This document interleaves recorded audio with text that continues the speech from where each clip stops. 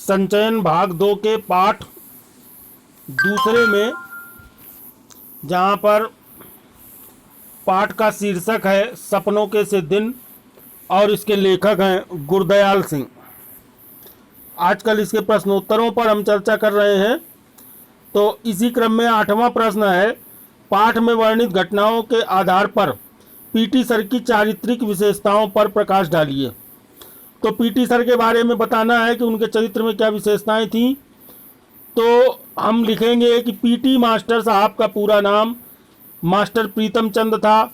बच्चे उन्हें PT master के नाम से बुलाते थे। उनकी चारित्रिक विशेषताएं निम्नलिखित हैं। सबसे पहली उनकी विशेषता थी चरित्र की कि वे बड़े सख्त अध्यापक थे, कड़े मिजाज के आदमी थे। पीटी सर एक सख्त मिजाज अध्यापक थे।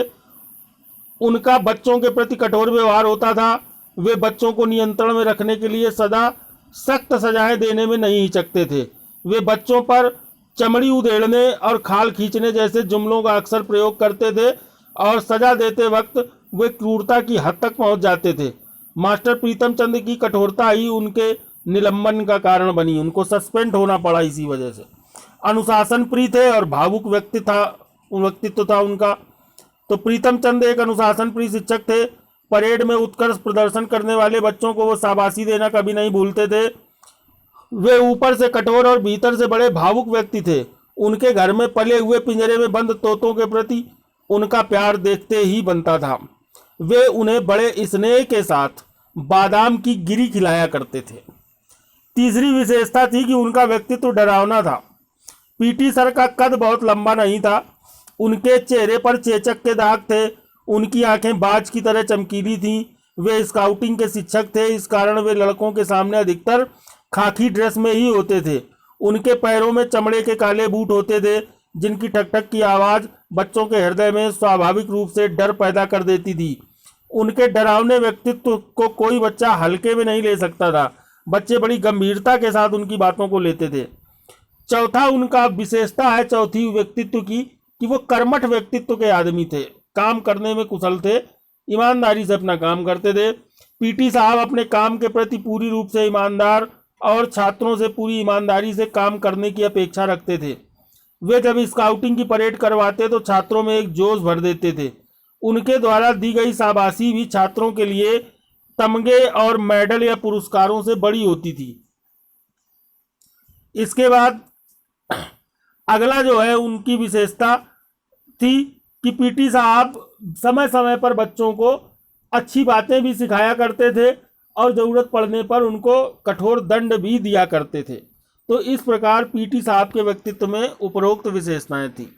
9वां प्रश्न है, विद्यार्थियों को अनुशासन में रखने के लिए पाठ में अपनाई गई युक्तियों और वर्तमान में स्वीकृत मान्यताओं के संबंध में अपने विचार लिखिए। तो हम उत्तर में लिखेंगे, सपनों के से दिन पाठ में लेखक ने अपने बचपन के दिनों के विद्यालयी जीवन में अनुशासन के लिए अपनाए जाने वाले तरीकों का ब्यौरा दिया है। स्कूल में विद्यार्थियों को अनुशासन में रखने के लिए उन्हें भयभीत किया जाता था, अर्थात डराया जाता था। अनुशासन के नाम पर निरंकुशता और निर्दयता की हद तक शिक्षक लोग उतर जाते थे।